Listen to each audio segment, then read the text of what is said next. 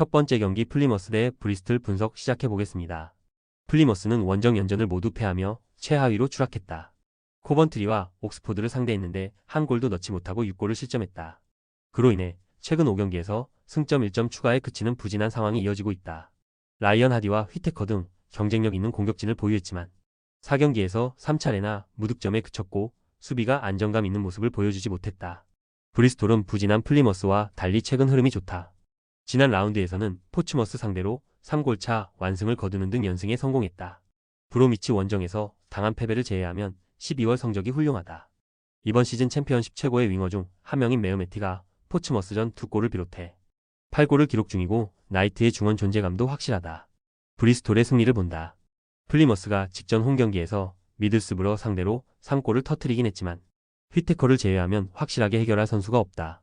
메어메티와 웰스가 경기 내내 상대 수비를 공략하며 기회를 만들 수 있고 나이트의 중원 지원이 있을 브리스톨이 최근의 상승세를 이어갈 것이다. 두 번째 경기 퀸즈파크 대 와포드 분석 시작해보겠습니다. 퀸즈파크는 스완지와 노리치 원정 연전에서 승점 1점 추가에 그치긴 했지만 홈 연승을 기록하며 중위권으로 올라왔다. 챔피언십이 치열한 순위 경쟁 중인 상황이기에 한 라운드 결과에 따라 순위 상승과 하락이 가능하지만 홈에서는 확실한 성적을 내고 있다. 5골 이상 기록 중인 선수가 없긴 하지만 일리아스 체어와 폴 스미스 등이 측면을 돌파로 이겨내고 있고 중원의 공격 가담도 원활하다.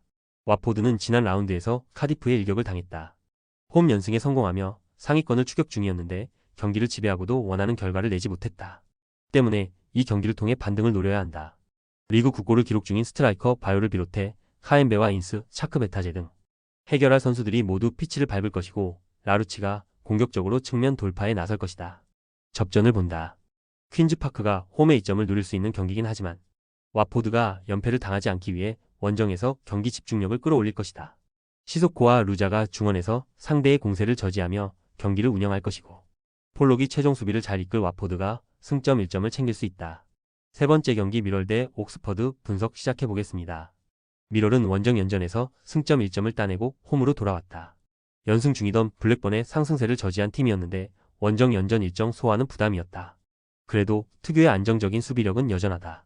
정상급 센터백인 탕강가를 비롯해 레오날드와 세빌 등이 수비의 중심을 잘 잡아주고 있고 옌센 키퍼의 세이브 능력도 빼어나다. 옥스포드는 홈 연전을 쓸어 담으며 강등권을 벗어났다. 시즌 초반 승점 관리를 잘하며 중위권에 위치해 있었지만 하위권으로 추락했었는데 다시 중위권 경쟁을 할 준비를 마쳤다.